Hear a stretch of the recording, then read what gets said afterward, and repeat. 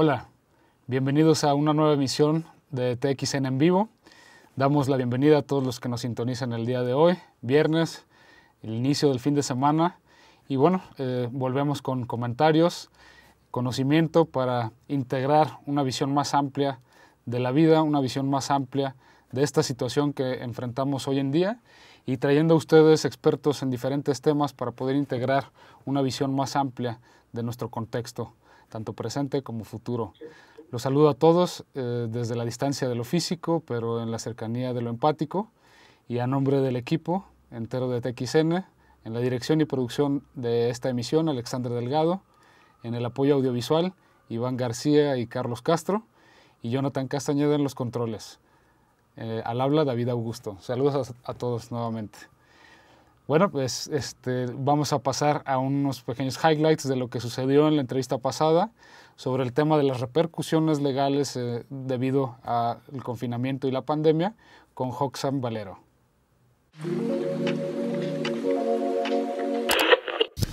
Los derechos humanos son la razón de ser del Estado en el que vivimos, son la razón de ser de nuestros gobernantes, de las instituciones, y de ellos depende que el ser humano pueda desarrollarse, crecer y ahora sí que vivir en un bienestar auténtico. La ciudadanía hemos tenido suma incertidumbre, y no porque no sepamos lo que la pandemia significa o lo que sea el virus o que se está trabajando en una cura, no, sino porque no ha habido reglas claras.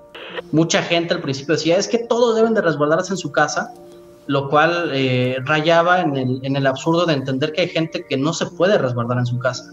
Lo que hicimos en algunas empresas de trabajar desde casa y estar en la comodidad de nuestras habitaciones o nuestras casas, lamentablemente no es un lujo que toda la población se pueda dar. Hay un grandísimo sector poblacional que necesita salir a la calle para trabajar, y lamentablemente ese fue un tema que no pudo entenderse. Pero yendo muy al grano, el gobierno del Estado no tiene facultades, así puntualmente te lo digo, para suspender la libertad de tránsito de las personas.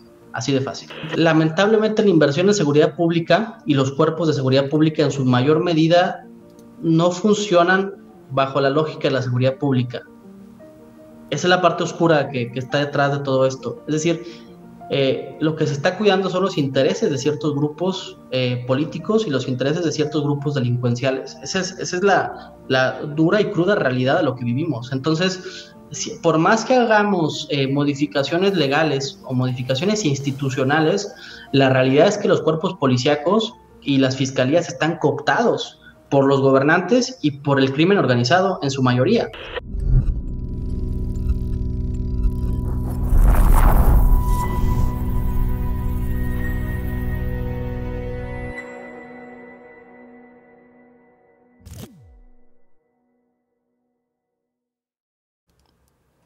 Saludos nuevamente. Bueno, ahora sí entraremos en materia. La forma de abordar o la óptica desde donde abordaremos la situación que enfrentamos el día de hoy es desde lo financiero.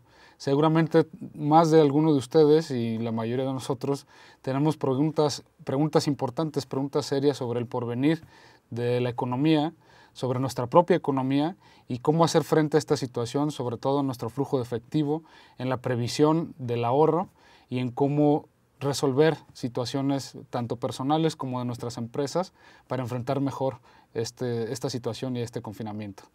Bueno, el día de hoy tenemos una invitada especial, reconocida en estos temas y una experta en planificación financiera y que seguramente nos dará bastantes consejos. La presento, ella es Emanuel Brunet, es CEO y fundadora de Calmi, asesora y analista financiera. Ha trabajado en París como periodista financiera para la revista Decideos y como analista financiera en EY.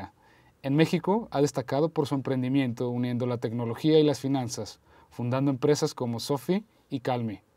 Más de 6 años de experiencia en la industria de seguros como capacitadora de agentes de seguros y como corredora independiente. Apasionada de las finanzas, tiene su propio canal en YouTube, el cual a continuación diremos, con el objetivo de dar acceso a todos a una educación financiera y una perspectiva global de las tendencias generales de las finanzas personales. Saludo en la distancia de lo físico y en la cercanía de lo empático a Emanuel Brunet. ¿Cómo estás, Emanuel? Buenos días. Hola, muy bien, muchas gracias. ¿Y ustedes qué tal? Bien, gracias. Pues con muchas dudas, con incertidumbres que reconocemos en nuestros conocidos y en los allegados, en la gente que participa en los foros, sobre esta situación que enfrentamos. Y me gustaría abrir con esta primera pregunta, Emanuel, sobre esta disyuntiva en la que nos encontramos. Por una parte, en conservar un ahorro, porque tenemos cierta incertidumbre de qué es lo que va a suceder, y por el otro lado también continuar teniendo flujo de efectivo o gastando, digamos, para mover la economía y que la economía no se detenga como hasta ahora lo hemos padecido. ¿Qué nos pudieras aconsejar respecto de este tema y qué decisiones tomar, de qué tanto ahorrar y qué tanto gastar para mover la economía? Ok, pues primero, antes que nada, hay que tener mucho cuidado en los temas como de los bancos que están dando como muchos apoyos, sobre todo en el tema de la tarjeta de crédito y de los créditos.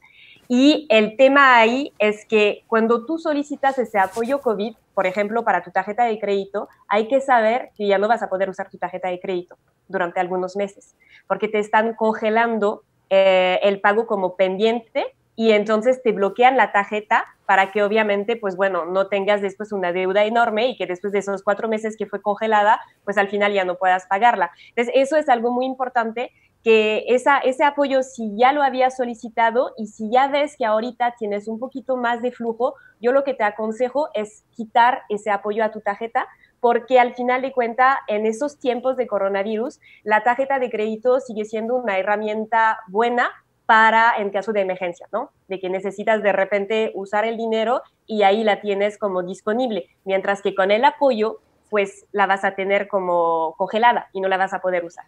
Entonces, si ya tienes flujo, ya puedes solicitar a quitar ese apoyo. En caso de que estés en la situación donde ahorita sigues sin tener flujo, entonces lo que tienes que hacer, obviamente, pues sí, ese apoyo es muy bueno que están dando los bancos. También si tienes créditos hipotecario, créditos automotriz, pues ahí de haber congelado la deuda no es nada mal. Sin embargo, checas muy bien las letras chiquitas de los contratos, porque los bancos dan contratos, ¿no? Al momento de solicitar ese apoyo y revisa bien las condiciones, porque a veces hay unas que te van a perjudicar más cuando ya se termina ese plazo que te están dando. Y bueno, en términos de los gastos, pues definitivamente se tiene que recortar gastos. ¿Y cómo recortar gastos? Pues tú tienes que identificar los primeros, ¿no? Tienes que identificar cuáles son tus gastos y ver los que tú puedes estar recortando. También al nivel del aumento de flujo, si ahorita, pues en el caso más feo que ha pasado pues a muchos mexicanos que te quedaste sin trabajo, entonces la forma es ver cómo tú puedes estar sacando dinero de ciertas partes. Ahí es muy fácil de decirlo, obviamente, mucho menos fácil de aplicarlo, pero ve en tu casa, por ejemplo, si hay cosas que puedes como vender. Checa también ahorita todas las páginas que hay de como por ejemplo Facebook, que te ayuda a vender cosas en línea, Mercado Libre, todo eso. Intenta como reinventarte y ver de qué forma tú puedes como generar nuevos flujos. Pero sí, primero sería en ese orden. Revisa como el tema de los créditos, después revisa tus gastos y ves dónde puedes ir recortando y ves dónde puedes ir generando ingresos nuevos. Bien, Emanuel, también una cuestión básica también para nuestro auditorio, con este término de apalancamiento con el crédito, porque también entramos en esa duda, ¿no? De decir, yo por el momento, una persona dice, yo no tengo flujo, pero no me queda de otra más que utilizar mis tarjetas de crédito. ¿Qué riesgos hay también como, sabemos que esto puede ser una excepción, pero también el riesgo de convertirse en una regla? ¿Qué pudieras dar de consejo para prevenir esta situación de apalancarse además con una tarjeta? Pues ahí, como en esa situación que es como muy, muy especial, literal, la tarjeta de crédito la tienes que usar nada más en caso de algo muy de emergencia, ¿no? De repente, por ejemplo, si algún familiar tuyo o tú mismo te enfermas de coronavirus y necesitas hacer un pago de gastos hospitalarios, por ejemplo, pues ahí es como donde tú lo puedes ir usando. Y obviamente, pues sí hay que tener como un montón de cuidado porque sabemos que la tarjeta de crédito es el instrumento más peligroso que existe si no lo sabes usar, por el tema pues de los intereses que te están cargando. Ahorita con el tema del coronavirus es que los bancos están como dando tasa fija entonces ya no es una tasa como flexible como solían tener. Eso sí es como pues un apoyo bastante bueno, y aparte no se genera intereses sobre los intereses generados. Entonces, eso es como, por eso ahorita en el tema del coronavirus no está tan grave hacer uso de la tarjeta de crédito, por el tema que ya el interés está fijo. Ahora, obviamente, como bien lo mencionas, es bien importante de no tomar eso como un hábito. Es más bien de que ahorita, si tengo como ese crédito disponible, usarlo nada más en caso de una emergencia financiera, pero no usarlo para tema de que, ay, no, pues no sé, vi esa televisión en Amazon y cómo me voy a quedar en casa y quiero ver muy bien como todas mis series en Netflix, entonces la voy a comprar. Ahí no, sería literal para una situación muy de emergencia, pues. Sí, además todo el tema ahora con lo del hot sale y demás, de que estamos confinados en Ajá, casa y parecería una exacto, opción muy fácil el seguir comprando en internet y perder el control. Eh, exactamente. También otra cuestión básica que nos gustaría que aclararas es, existe un mito o un conocimiento de repente muy reiterado en las personas de pagar el total de su tarjeta o el mínimo a pagar. Cuando tú pagas el mínimo con cada corte, de todos modos generas interés. Ah, claro.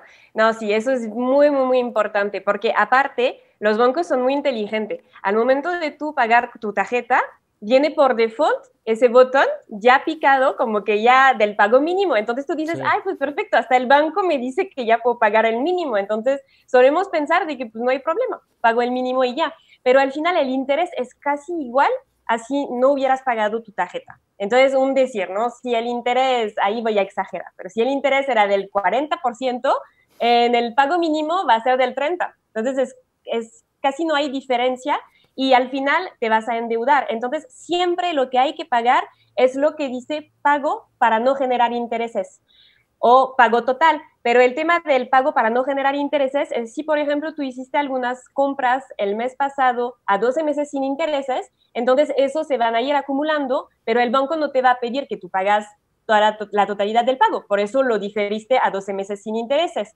Entonces, por eso, ahí es donde tú vas a pagar el monto para no generar intereses, y con eso nunca vas a tener problema. Bien, y en el caso, por ejemplo, para las personas que tienen pequeños negocios o empresas pequeñas también, ¿cómo y que están teniendo problemas de flujo, pero también se encuentran ante esta disyuntiva de tener que reducir plantilla de nómina o bajar salarios? ¿Qué recomendarías en el caso de que el flujo no sea suficiente, pedir un préstamo, pagar algunas cosas con tarjeta de crédito, o cómo enfrentar esta situación y sobre todo qué decisiones tomar en el mediano y largo plazo respecto a las soluciones inmediatas? Claro, ahí es más delicado, como en el tema de empresas. Eh, Hubo como algunos apoyos que se hicieron, sea al nivel federal y al nivel estatal. Entonces, primero es eso que mi recomendación, ir checando todavía los apoyos que hay disponible, sea en tu estado o al nivel federal. Eso lo pueden ver directamente en la página del gobierno. Ahí en Google, pues directamente googlean apoyos gobierno de tu estado y apoyo gobierno federal. Y ahí van a poder ver si son elegibles o no. Después de esa parte, obviamente sí, definitivamente, y se escucha feo, pero cuando uno tiene una empresa, lo primero que hay que hacer, pues cuando vemos que no vamos a tener flujo, sí tenemos que hacer recorte. Digo, obviamente, pues eso sí va a impactar negativamente en las personas, ¿no? Que se van a quedar sin trabajo, pero para que una empresa pueda sobrevivir es uno de los primeros gastos que va a ir recortando, y es una realidad. Y bueno, el tema ahorita, digamos, del coronavirus es que las empresas tienen que encontrar la forma de aguantar hasta que la situación se normaliza. Y la forma de aguantar, pues, es ir reduciendo los gastos fijos que uno puede tener, y los gastos fijos vienen siendo, pues, si rentamos un local, entonces ir como viendo con el que nos renta si hay formas justamente que nos pueda como prorrogar el pago en unos como 3 meses, por ejemplo, para darnos como un poquito de tiempo, ir desgraciadamente pues recortando la nómina. Ahí también lo que pueden hacer es ir viendo también una cierta negociación con sus colaboradores y ver la forma que en vez de ir recortando al 100%, ir haciendo una rebaja de sueldo y quizás meterle a trabajar a medio tiempo en vez de tiempo completo, pero de esta forma no despedir a toda la planta que pueden tener, ¿no? Entonces, eso sería como uno de los consejos. También, bueno, al nivel de los créditos, ahí sí es muy delicado en término empresarial, porque como no tenemos actualmente una perspectiva muy clara de qué va a pasar, tomar un crédito sí es un riesgo bastante fuerte ahorita. Entonces, por eso yo recomendaría mejor ir viendo como el tema de los apoyos. Ahí sí también tienen como formas de apoyos con familiares o con amigos que pueden como irlos apoyando también para aguantar esos tiempos, también váyanlo viendo antes de llegar a solicitar un crédito. Yo diría que el tema del crédito para el tema empresarial sería el último que se tendría que ir haciendo, sobre todo porque no tenemos una perspectiva muy clara de lo que puede pasar. Ahora, dependiendo las industrias también, hay industrias donde sabemos que van a repuntar. Por ejemplo, todas las empresas que justamente apoyan a que las personas tengan un autoempleo, o las empresas que hacen muchas ventas en línea, que quizás tuvieron como menos venta, por ejemplo, las empresas en el turismo, que fueron como muy afectadas, pero sabemos que van a repuntar hay perspectivas económicas de un año y medio, entonces ahí es de ir viendo cómo aguantar eso. Okay. Y al final es como finanzas personales, ir viendo como tus gastos, el flujo que tú podrías ir teniendo y hacer esa proyección. Justo con esto nos das pie a la siguiente pregunta, que es, regresando a nuestros gastos personales, ¿cómo identificar los gastos necesarios de aquellos prescindibles? ¿Y qué recomendarías a las personas que nos ven de si hacer una lista, cómo identificar o diferenciar estos gastos de lo necesario a lo prescindible? Ok, pues de los necesarios es sencillo porque es los que necesitas para vivir. Entonces, como la comida, eso necesitas para vivir, un techo, entonces como todos los gastos que están relacionados con renta, crédito hipotecario, ahí esos dos gastos son como los más necesarios. El tema como de vestimenta, dependiendo como de algunas personas los ponen como necesarios, otras personas como no necesarias, y yo creo que más bien ahí lo tenemos que dividir cuando estamos en tiempo de crisis. Cuando ahorita ya estamos en tiempo de crisis, entonces quizás como la vestimenta es algo que solemos poner en algo necesario. Ahorita que estamos en tiempo de crisis, pues no es algo que necesitamos comprar nueva ropa, sobre todo que la mayoría nos quedamos en casa, en pijama a veces unos, entonces digo, pues ¿para qué como gastar en eso, no? Entonces, literal, los dos gastos necesarios actualmente son todo lo que son gastos para el tema de todo lo que se refiere al hogar, la casa, como en general, sea como la renta, obviamente tema de limpieza que necesitas para tu casa, y el tema de la comida. Esos son los gastos necesarios. Todo lo demás, ahí es lo que viene como no necesario a fuerza y donde ahí podemos como irlos recortando. Yo hablo en tema de COVID, ¿no? Porque ahorita que no nos movemos, cuando hay tema de que nos necesitamos mover, pues obviamente en gasto necesario vamos a poner todo lo que es tema de transporte, ¿no? Gasolina, camión, todos esos gastos. Pero ahorita que si nos quedamos en casa, eso es lo que nos permite justamente ir ahorrando y ahí donde podemos ver dónde ir reduciendo como esos gastos que antes eran necesarios y que en tiempo de crisis ya los podemos poner como no tan necesarios. Justo también esto se puede ver como una oportunidad para ahorrar más, teniendo controles de no gastar de más en internet, por ejemplo. Sí. Parecería muy obvio preguntártelo, pero creo que es importante para las personas que nos sintonizan. ¿Por qué es importante una educación financiera, independientemente de cuál sea tu profesión o tu rubro de acción? Para ti, ¿cuál es el impacto real que tiene en nuestra vida el tener una buena educación o planeación financiera?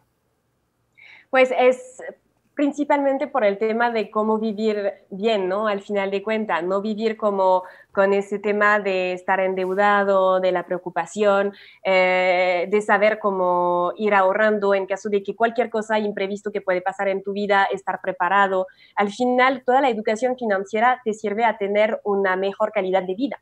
Entre mayor educación financiera, entonces mejor decisión vas a tomar en tu vida financiera Y eso es un tema como bien interesante porque es algo que sigo sin entender porque no es algo que nos enseñan en la escuela. Porque en cuanto ya empezamos a trabajar, que recibimos nuestro primer cheque y pues no sabemos cómo usarlo al final porque nunca nos han enseñado. Entonces, obviamente sí, nuestros papás nos han enseñado algunas cosas, pero a veces más bien nos han demostrado cosas que pues, no necesariamente son buenas que hacer o malos ejemplos, pero pues como no tenemos tal cual un indicador de qué hacer, entonces por eso tomamos malas decisiones y por lo general las finanzas los aprendemos más bien a fracaso y sobre malas experiencias, ¿no? Entonces, por eso se me hace muy importante el tema de educación financiera para justamente evitar pues tener problema y poder tener una mejor calidad de vida. Emanuel, justo una educación financiera trae también consigo una previsión o una prevención de posibles situaciones o accidentes, infortunios, una incertidumbre, como la que atravesamos hoy en día. Y la pregunta es inevitable. ¿De qué forma una persona que no tiene, hablemos de los seguros de vida o de gastos médicos mayores, que tú eres experta en esto, pensamos en el caso de una persona que no cuenta con un seguro de vida o de gastos médicos mayores y ante esta situación ve la posibilidad de contratar un seguro? Tú que lo sabes, ¿ha habido algún incremento en las pólizas por esta situación del COVID o porque más personas han tomado esta decisión? ¿O qué le recomendarías a una persona? ¿Esperarse a contratar un seguro o hacerlo de forma inmediata? Y de ser así, ¿qué tener en consideración para tomar esta decisión? Ok, sí, es algo como, sí, vimos como justamente un incremento en el interés de proteger como a la salud y sobre todo a su patrimonio, porque al final de cuentas es eso que estamos protegiendo su salud porque vamos a tener acceso a mejores como pues hospitales, mejores como acceso de salud, tal cual, pero sobre todo lo que estamos protegiendo antes que todo es el patrimonio, ¿no? Para justamente evitar hacer uso de tarjeta de crédito, evitar contratar un crédito que al final nos va a poner en un problema financiero, entonces para eso sirve. Ahora, obviamente sí, es más que recomendable tener un seguro, sobre todo que ahorita todas las aseguradoras cambiaron sus condiciones generales, que antes normalmente el tema de pandemia no lo estaban cubriendo y ahorita lo cubren y aparte el coronavirus, la mayoría lo cubren desde el primer día. Entonces, en cuanto ya contratas tu seguro, ya estás cubierto para eso. Entonces, si el día siguiente te enfermas, no pasa nada, vas a estar cubierto. Entonces, eso es importante. Ahora, si tú te esperas a tener la enfermedad para contratarlo, ahí es cuando no te van a cubrir. Entonces, el tema es que también hay que tener cuidado porque hay muchos fraudes en esos temas, de que llegan y, no te preocupes, tú ya estás enfermo, no, contrata el seguro. La gente paga y a la hora de llegar al hospital y de querer hacer válido el seguro, pues no le va a cubrir porque ya había esa preexistencia. Entonces, por eso, es como un seguro de coche, se adquiere cuando el coche no está chocado. Entonces, el seguro de gasto médico es igual, se adquiere cuando uno ya está sano. Por eso, eso es bien importante, pues no esperas a tener como la enfermedad para contratar como el seguro, porque si no, no te lo va a cubrir. Y si alguien te dice lo contrario, es falso. Entonces, no vayas a hacer como doble gasto para nada, pues. Pero en el tema de que por qué es tan importante, porque si ni siquiera cuentas con el IMSS, si no eres derecho habitante, el costo nada más de atenderte en el IMSS sin ser derecho habitante es aproximado de 39,000 pesos por día en terapia intensiva, cuando hablamos de que necesitamos respiradores. Entonces, 39,000 por día, cuando sabemos que podemos quedarnos hasta 40 días o más, ya son más de 1,5 millones de pesos. Entonces, ahí es donde vemos la importancia justamente de tener seguros de salud que aparte ya no son caros como antes. Justo eso es lo que te iba a preguntar. Para las personas que estén ante esta decisión, ¿en qué rondaría un buen precio de un seguro y la forma de pago? Si es mensual, si es anual, si es semestral. Para una persona que esté buscando un seguro médico, tanto o su familia o por edades, ¿cuál es el rango de precios asequible o, digamos, desde tu experiencia, un buen precio y que pueda también compensarnos en lo que recibamos de atención médica? Claro. Mira, desde 500 pesos al mes, tú encuentras muy buenas opciones. Es decir, cuando se habla de muy buenas opciones, es que tienes acceso a una red de hospital privado Obviamente no vas a tener acceso con ese precio a los premium, vas a tener acceso a los básicos, pero cuando hablamos, por ejemplo, de Guadalajara, Jalisco, hablamos del Real San José, que es un hospital excelente. En el DF son también hospitales muy buenos. Bueno, en general en toda la República esas redes básicas son muy buenas. Y con sumas aseguradas que te van a cubrir desde 40 millones o más. Entonces, obviamente, con eso pues ya está más que cubierto. Y el tema de deducible no tan caro. Ahí también tienen que tener cuidado porque ahorita hay muchas como publicidades, obviamente, alrededor de los seguros de gastos médicos. Hay unos que se ven muy atractivos, desde como 300 pesos, por ejemplo, al mes, pero el tema hay que ver las condiciones generales. Siempre, de cualquier forma, siempre que vayan a contratar un seguro de gasto médico, leen las letras chiquitas, como se llaman, para no tener ese problema de que, ay, chin, pues es que yo pensaba que estaba cubierto contra esa enfermedad y resulta que no, porque a veces hay opciones ahorita que circulan en internet donde te van a cubrir ciertas enfermedades, pero por ejemplo el tema del cáncer nunca va a estar cubierto y el tema del COVID tampoco. Entonces sí, se hizo como interesante el precio, 300 pesos al mes, pero pues al final de cuentas nunca te va a cubrir para nada. Entonces todo eso hay que ser muy cuidadosos al momento de contratar, porque si es un producto súper complejo, entonces contratanlo cuando ya han entendido bien cómo funciona. No lo vayan a contratar nada más por contratarlo, pues eso es muy importante. Emanuel, hay dos términos muy importantes, o dos conceptos muy importantes en un seguro, que todo el tiempo salen a la luz y despiertan dudas. Y uno es el deducible y el otro el coaseguro. ¿Qué significa cada uno de ellos y qué repercusión tienen en el costo de nuestro seguro médico? Claro, son las dos participaciones que tiene que tener el asegurado. Desde el deducible es la parte fija, es un monto fijo que puede ir desde 7,000 pesos hasta, pues no hay casi límite, hay unos que están hasta 1,000,000, pero pues ahí ni sirve de nada, ¿no? Entonces, por lo general el promedio son 15,000 pesos y eso es lo que tú vas a pagar como si fuera, digamos, tu cover para empezar a usar el seguro, ¿no? Es como es la brújula para decir, ok, aparte de este monto de deducible, ya puedo empezar a usar mi seguro de gastos médicos y aparte es mi cover para que el seguro me empiece como a pagar.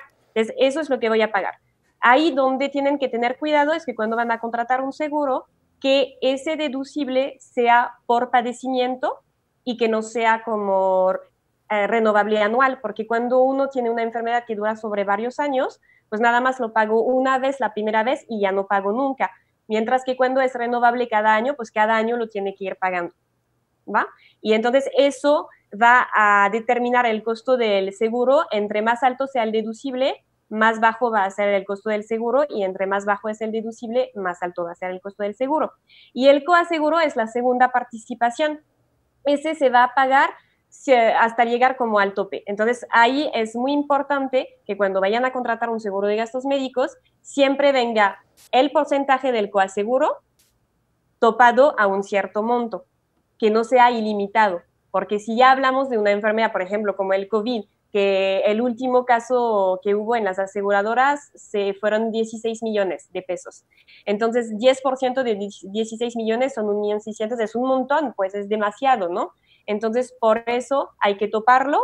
Lo ideal es que sea topado como entre 30 a 40 mil pesos, que no sea tan alto, porque ahí saben que es lo máximo que llegarían a pagar en caso de una enfermedad catastrófica. O sea, y en este caso de una enfermedad es el coaseguro y el deducible.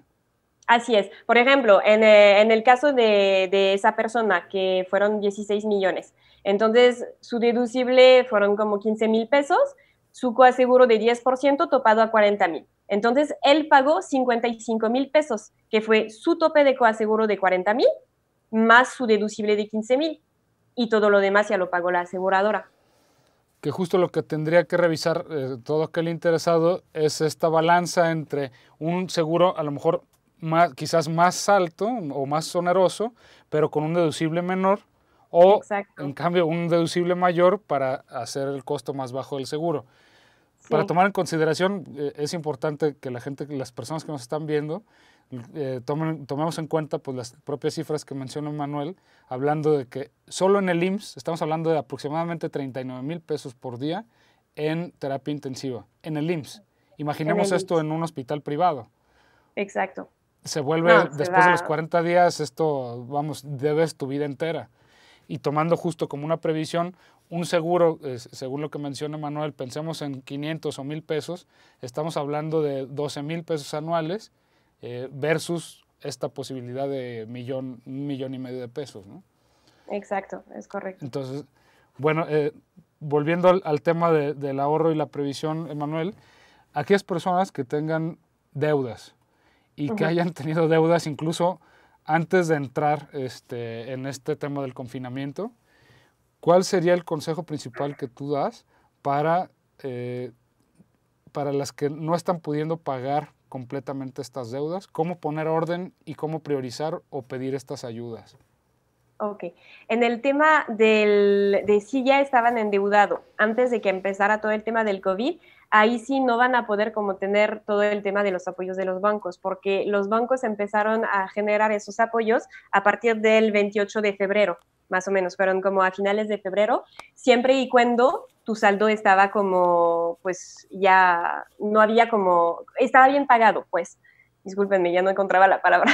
Entonces, como en cuanto tu saldo tú ya estabas bien con la deuda, no hay ningún problema a ese nivel y ya podías solicitar el apoyo. Sin embargo, si ya tenías deudas no saldadas antes del 28 de febrero, ahí sí el banco no te podía otorgar ese apoyo. Entonces, ¿qué tienes que hacer? Pues ahí es como en caso normal, cuando uno ya está endeudado, es ir de nuevo identificando todos sus gastos, ir viendo también, obviamente, identificando sus ingresos, de qué forma puede aumentar sus ingresos, recortar sus gastos y ir pagando a la deuda.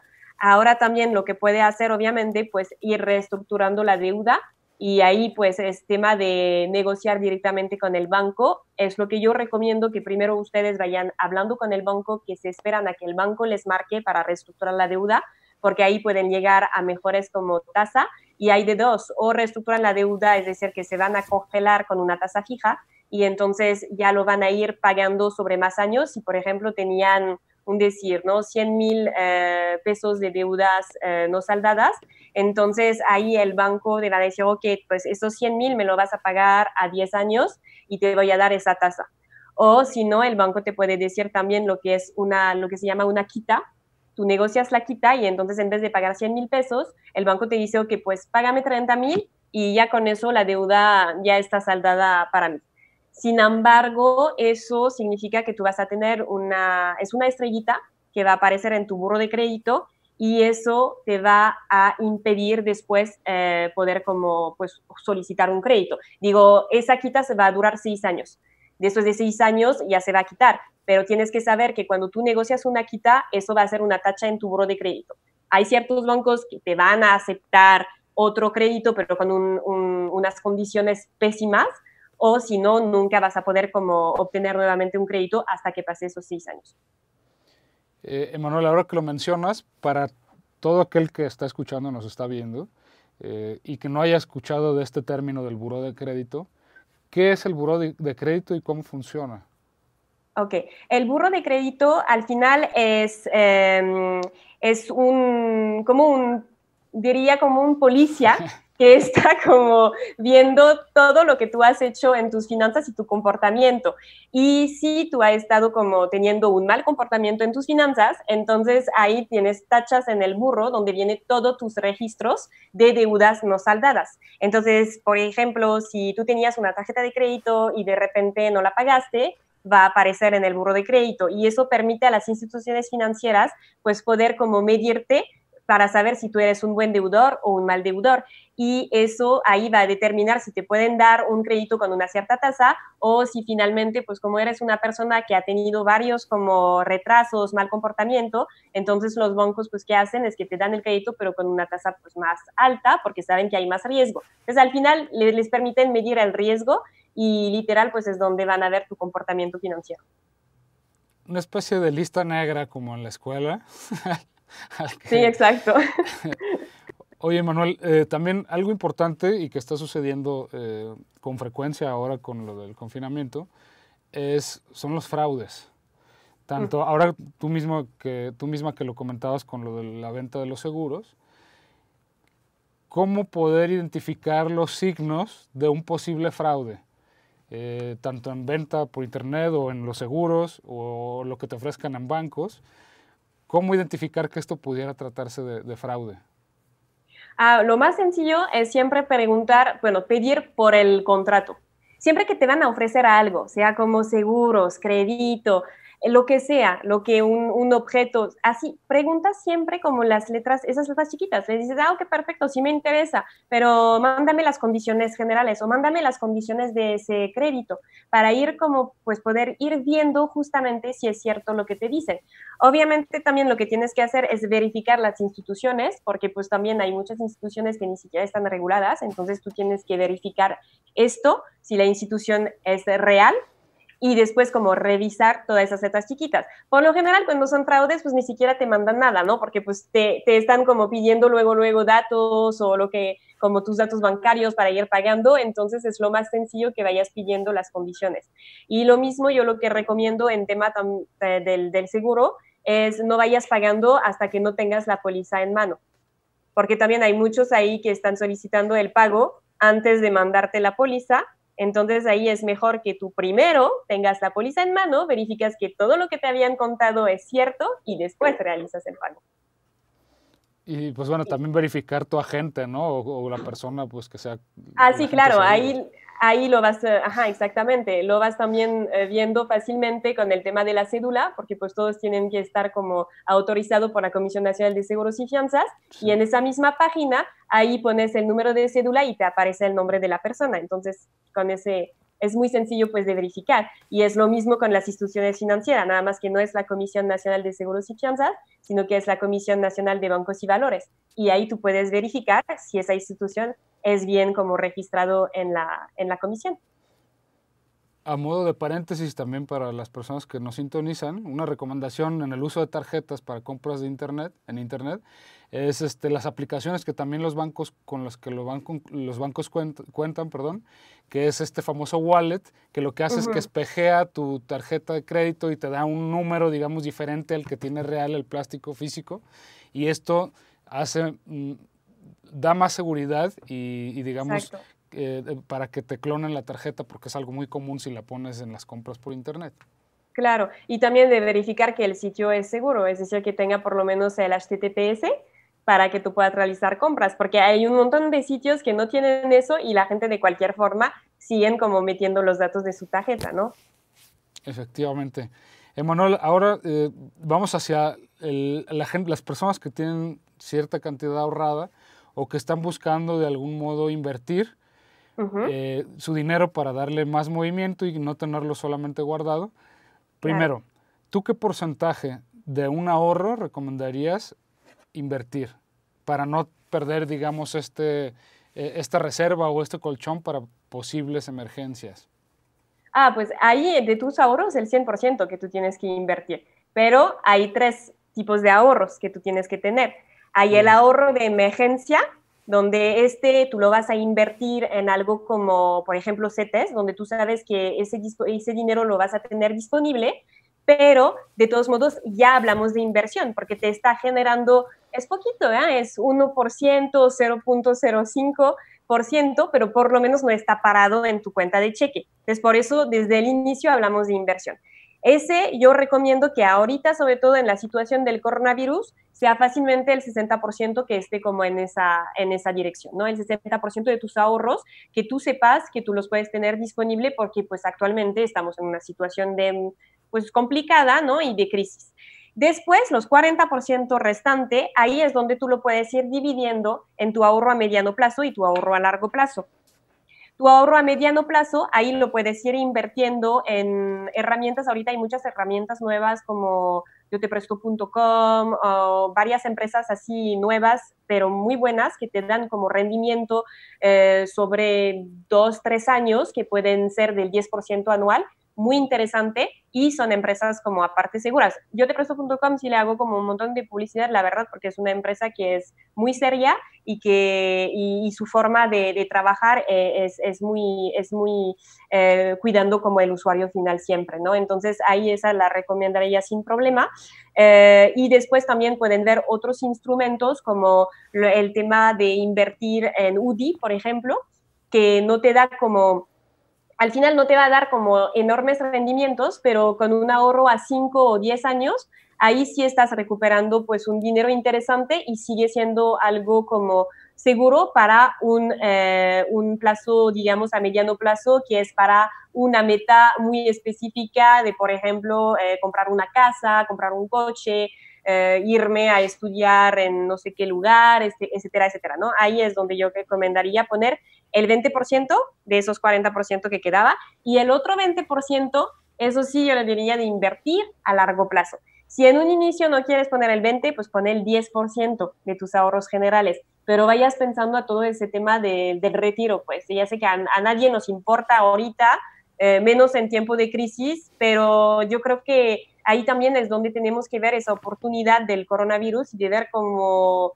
tema de crisis cuando ya nos encontramos sin nada, de cómo hacer justamente en caso de que llegue a pasar de nuevo algo así, para que no pase como esa situación donde nos quedamos sin solvencia, ¿no? Y el tema del retiro al final es que si uno no está ahorrando, se va a encontrar en lo que ahorita estamos en el COVID. Sí. Entonces, por eso es muy importante ir ahorrando a largo plazo. Ahí sí les puedo recomendar un muy buen libro para tema de inversión, es El Inversor Inteligente de Warren Buffett. Es muy bueno, muy fácil de leer y te permite como acercarte al tema de las inversiones, aun cuando tú eres como principiante al 100. Muy bien, ya tienen entonces ahí una recomendación, El Inversor Inteligente de Warren Buffett. Emanuel, también tú recomendarías, ahora que están en boga las bitcoins, invertir en bitcoins. Pues invertir en Bitcoin, ahí es nada más como ir jugando a la lotería, ¿no? Es lo mismo. Digo, eso es cuando tú ya tienes como tus 3 ahorros, ahí tú puedes guardar una parte para ir jugando. Pero cuando tú ya has construido esos 3 ahorros, si todavía no tienes ni siquiera esos 3 ahorros, no te metes en esos temas, ¿no? Pero si ya tienes tus 3 ahorros, entonces ahí sí, vamos jugando. Porque ahí literal es jugar, porque no sabes realmente lo que puede pasar. Con el Bitcoin es demasiado volátil.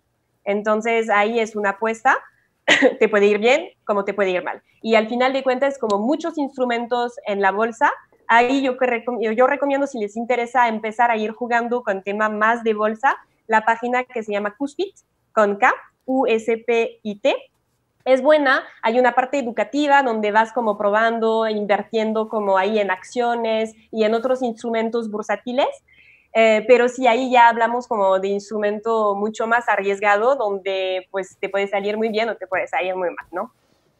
Sí, este famoso capital de riesgo, ¿no? Como incluso Sí, startups o empresas así es, tecnológicas que son exacto. pues apuestas fuertes, pero pueden ser de 10x de crecimiento, pero también perderlo Es, todo. Pues. Así es correcto. Por eso ya son inversión de riesgo. Ahí sí ya tienes que saber que ese dinero lo puedes perder. Recapitulando entonces, Manuel, del 100% que tenemos de dinero de ahorro posible, el 60% recomiendas que sea un ahorro, digamos, más seguro, como CETES, los famosos CETES a 28 días. Uh-huh. El 40% restante tú lo divides el 20% en una inversión con un riesgo medio, como el ejemplo que pones de yotepresto.com, y dejar el 20% restante para inversión a largo plazo o capital de riesgo. Sí, más bien ese 20% yo te diría, si tú lo vas a ahorrar para el tema del retiro, ahórralos en ETFs. Ese es el mejor instrumento que hay a largo plazo y es bastante, de hecho sí es muy seguro porque es a largo plazo y siempre va ganando. Pues puede haber como bajadas así, pero tú sabes que en 2 años se va a recuperar. Entonces ese instrumento se llama ETFs, que son Exchange Trade Funds, y es el mejor instrumento para invertir a largo plazo. Muy bien. Emanuel, pues tenemos ya algunas preguntas. La gente tiene, bueno, los participantes tienen algunas dudas de lo que has comentado y podríamos comenzar con algunas de ellas. Uh-huh. Nos pregunta Gabriela Martínez, ¿puede solicitar a los 6 años la prescripción de la nota de quita en el buró de crédito? Sí, cuando ya pasaste los 6 años, ya, porque ya ahí es como cuando ya se renueva justamente ese tema del buró. Ok. Y tenemos una más. Dice Lulú Hernández Ruiz. No estoy seguro. Ah, ok, perdón, dice Flor Hernández, el tema de impuestos en estas herramientas, hablando de yotepresto.com, ¿es mejor que con el banco? No, porque así el tema de los impuestos es fijo, pues como es el tema del impuesto sobre el rendimiento, entonces no importa que sea en una herramienta 100% digital o en una herramienta del banco, siempre va a ser la misma tasa. Muy bien, nos preguntaban hace un momento que en relación a los seguros de gastos médicos, que si existe alguna aseguradora que tú recomiendes por encima de otra. Pues fíjate que ahí no, de hecho justamente en el canal hice un video YouTube de cuál es la mejor aseguradora, porque al final es dependiendo mucho de tus necesidades, dependiendo como lo que tú buscas, va a haber unas que se va a adaptar más a tu perfil que otras, pero en grandes líneas tienes que checar lo básico, ¿no? Que están registrados bien en la comisión, cuál es su calificación promedia en la comisión, y de esta forma ya puedes saber si es una buena o si es una aseguradora patita, pues. Ya, y hablando también de familias, si existe algún seguro de gastos médicos que cubra a toda la familia y que de alguna manera por esa razón disminuyan sus costos y que no sea de forma personal. Sí, sí, de hecho, como existe seguro como individual, familiar, para pareja, y efectivamente, entre más personas haya en un seguro, si la familia es más numerosa, hay más descuentos, sale más barato como en promedio. Bien, nos pregunta, Emanuel, nos pregunta Gabriela Martínez, ¿qué es más recomendable? ¿Ahorrar y pagar las mensualidades de las tarjetas? ¿O si se tiene el dinero, liquidar las tarjetas aunque te quedes sin ahorro? Pues mira, dependiendo mucho de cuánto es el crédito y sobre todo la tasa del crédito. Porque si tu tasa del crédito es muy alta, yo te recomendaría, sí, efectivamente, del 90% de tus ahorros, no el 100, pero el 90% ir liquidando ya la tarjeta. Porque si no, nunca se te va a acabar esa deuda. Obviamente, si ya hablamos de una deuda de tarjeta de crédito, eso es lo que te recomiendo. Si es una deuda de otro tipo de crédito, entonces ahí sí lo puedes ir como más bien poner 60% de tu ahorro para el pago del crédito y 40% lo guardas en el ahorro. Bien, bueno, pregunta Paula Hernández un poco también en el sentido de esta pregunta, quizás la responda de alguna forma. ¿Cómo manejar nuestros ahorros? ¿Cómo y cuándo invertirlos? ¿Es mejor dejarlos a la mano para cualquier emergencia? Entonces, más bien aquí la pregunta es, ¿qué porcentaje de mis ahorros puedo dejar como un colchón fijo, digamos?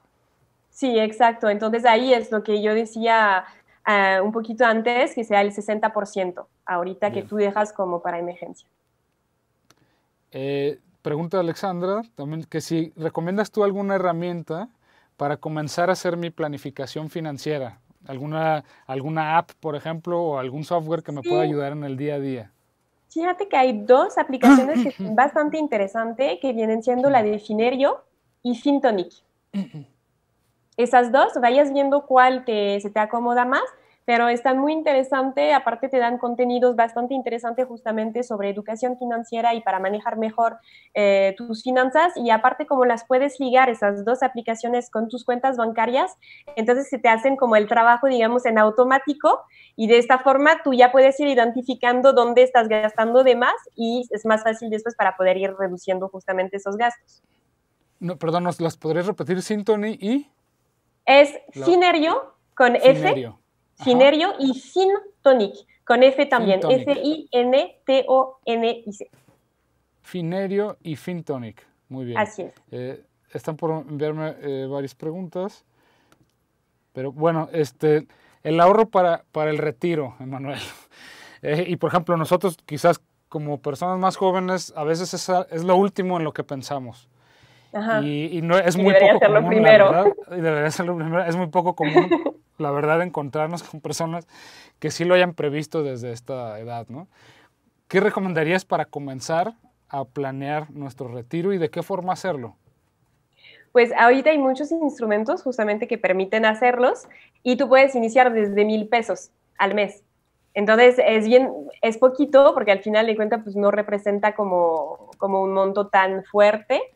Y después lo puedes ir subiendo, obviamente, dependiendo la meta que tú quieres ir alcanzando. Pero yo recomiendo más tener un ahorro se llaman como plan privado para el retiro, que sea como de forma privada, que más bien vayas como aumentando tu Afore, porque desgraciadamente el tema de las Afores a veces como, aún si están como manejando por empresas como privadas y otras como medio pública, hay como temas de no transparencia ahí, que hace que no sabemos necesariamente cómo se está usando ese dinero de repente, si de repente cuando llegamos a la edad del retiro lo vamos a tener o no. Aparte cambian las reglas todo el tiempo. Yo tengo 8 años en México y han cambiado 4 veces las reglas sobre la edad de retiro, el monto máximo que te iban a otorgar. Entonces como que eso la verdad no da mucha confianza, entonces eso no lo recomiendo.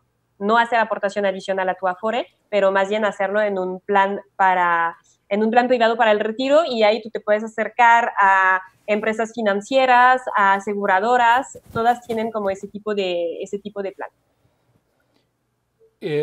Justo, ¿cómo recomendarías la búsqueda inicial de este tipo de empresas y qué tomar en consideración para elegir la mejor opción? Claro, mira, ahí para el plan para el retiro, para mí la mejor opción ahorita es la que es de Allianz, y que tienen justamente esa inversión en ETFs, que es como la inversión, como ya lo había comentado. También hay empresas como MetLife que tienen planes interesantes, pero lo que tú tienes que ir viendo es el rendimiento que te aseguran.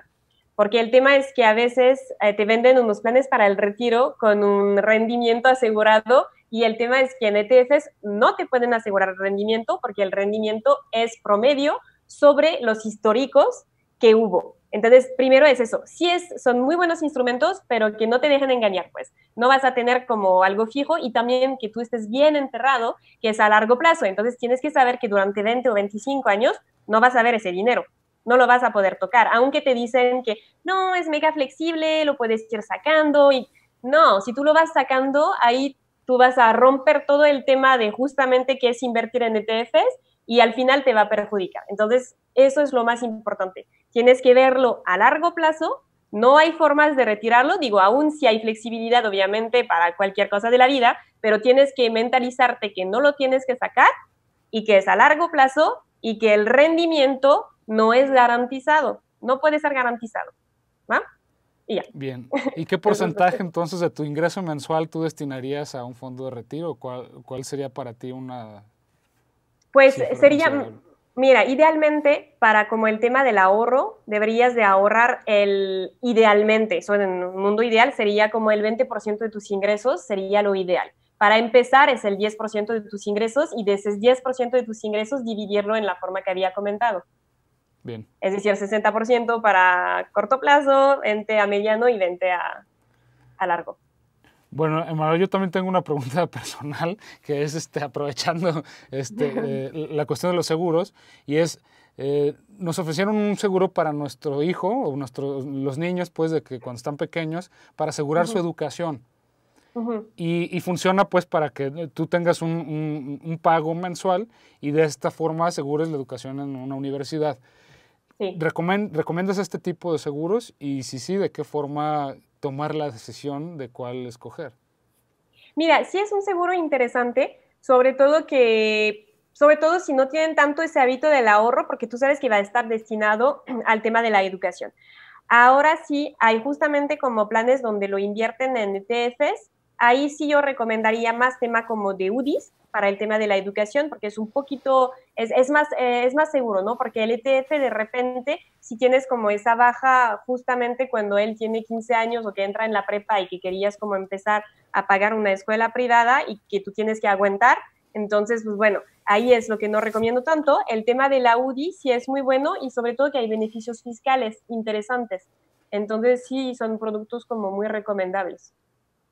Y nada más, algo que tienes que fijarte adicional es el tema del seguro de vida, porque por lo general vienen ligado a un seguro de vida, pues nada más tienes que revisar si ya tienes un seguro de vida aparte, pues no necesariamente necesitas meter un monto muy alto, porque hay que saber que cuando son combinado ahorro y vida, hay de 5 pesos que tú vas metiendo, 3 se van al pago del seguro de vida y 2 realmente al ahorro. Entonces ahí es donde tú tienes que ir viendo más bien esa parte. Bien, Emanuel, también tenemos una pregunta y dice Alexandra, ¿cómo crear un legado? ¿Cómo una familia de manera interna puede educar financieramente a sus hijos? ya que es un tema que no se trata en las escuelas desde pequeños. Pues ahí puedes como empezar a hacer juegos, todos los juegos, por ejemplo, del mercado, donde tú les enseñas a ir comprando, por ejemplo, les das como falso presupuesto y ellos tienen que hacer las compras. Eso es una forma de enseñarlos. Después de empezar, como yo me acuerdo, mi papá es lo que hacía, nos daba como falsos cheques y nos enseñaban como justamente a ir usando eso. Nos daban también un dinero como mensual y teníamos que nosotros presupuestar como nuestros ahorros y empezar a ahorrar. Entonces, ahí tú puedes poner metas a tus hijos, por ejemplo, eso es lo que más funciona, de que, no, es que me gustaría ese videojuego, me gustaría comprarme una guitarra, lo que sea. Ok, pues yo te voy a dar como tu dinero mensual y tú pues ves cómo lo puedes manejar. Y de esta forma también enseñan a los hijos a decir, a ver, entonces con eso no me va a alcanzar para comprar mi guitarra o hasta en 3 años, ¿no? Y entonces ahí los mismos hijos dicen, ok, pues entonces voy a ver de qué forma puedo empezar a generar ingresos. Y de esta forma, con la misma práctica, los vas enseñando. Yo creo que eso está padre en ese tema de jueguitos, de hacer algo lúdico, porque al final de cuentas es muy práctico, ¿no? El tema de las finanzas. Entonces, de nada más leer sobre eso, no necesariamente te va a servir al 100, ¿no? Pero más bien ir aplicando con esos juegos con los niños para que ellos se vayan enseñando mejor. Y ahora con lo del confinamiento en casa, podríamos aprovechar el tiempo adicional que tenemos exactamente. para generar Así juegos financieros. Así Por último, Emanuel, nos preguntan, ¿hay parte de mis ahorros, en el caso de que se pueda, que deba destinar a los demás para que ellos estén bien? O sea, a lo mejor a mis cercanos, amigos, etcétera.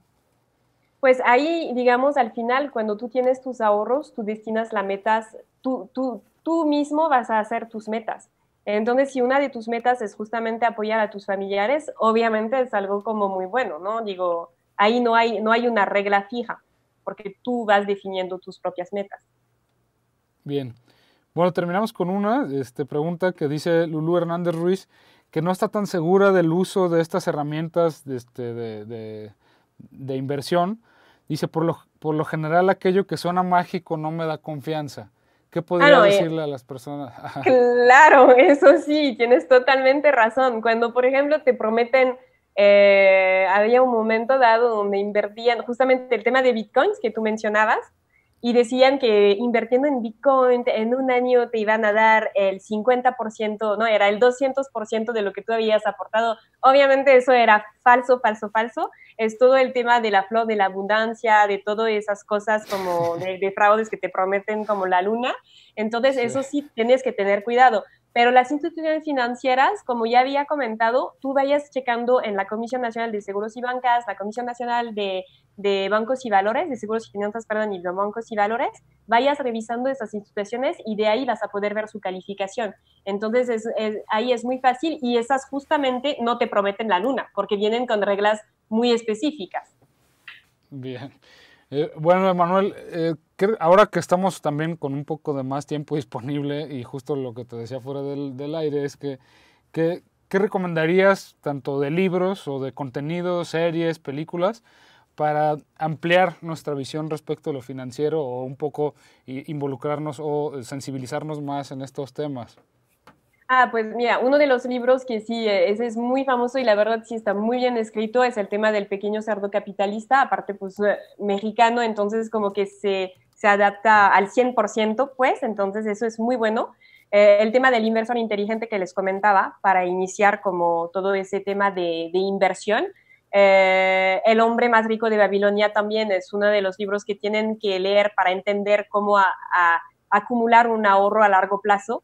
Eso está fácil de leer aparte. Y en tema de películas, pues ahí hay muchas, ¿no? Como las películas, uno que está muy buena es La Gran Apuesta, para entender justamente sobre crisis financiera. Esa está perfecta, pero la verdad está complicada porque vienen con términos súper financieros. Esa sí tienes que meterle pausa, regresarla, pero si tú quieres aprender muy bien de tema de inversión, de crisis financiera, está súper padre.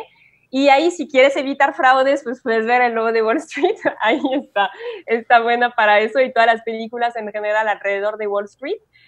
Y también hay una serie en Netflix de Dirty Money que está bastante interesante para también pues como ver todo el tema financiero de las grandes empresas o el tema de grandes fraudes que se hicieron, y te permite también entender más los mecanismos financieros. Sí, incluso hasta como lectura geopolítica, porque esta serie, la verdad, sí es muy recomendable. Muy buena. Bueno, Manuel, por último, ¿dónde te pueden encontrar? ¿Cuál es tu canal de YouTube? ¿Cuáles son tus redes sociales? ¿Y dónde pueden acercarse contigo para los temas de información y asesoría financiera y de seguros?